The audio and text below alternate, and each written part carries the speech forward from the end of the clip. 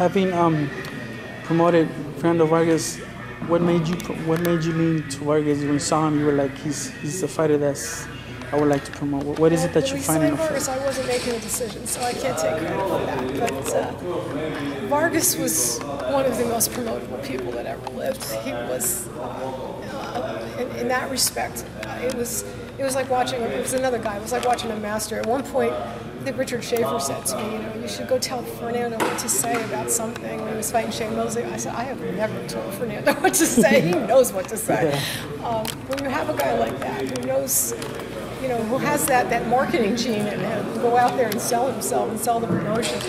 We were going into the first fight with Hoya, and I remember the people who were working with me at the time. I was in law school, and other people were running my company, and they said, Bob Aaron doesn't think this fight's going to do more than 300,000-400,000 buys, whatever, 500. And I just went, oh no, Vargas, the thing did close to 1 million, and it was Vargas that moved that sold that, moved that needle, because he wasn't just some generic opponent, and he was just, ferocious Fernando. People loved him.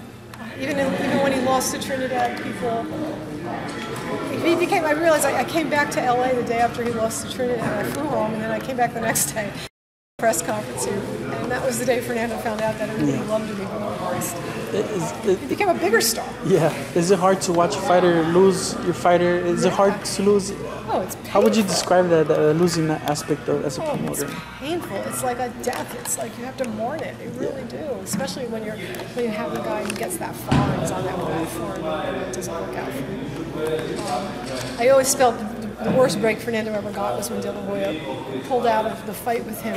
It was supposed to be in May of 2002, I think it was. And he pulled out, and they rescheduled it for September. And Vargas was, in May, he was up in Big Bear. It was the greatest he's ever been. He was on a high. He was ready to go. And they pulled Oscar out. They said he had his hand hurt or something.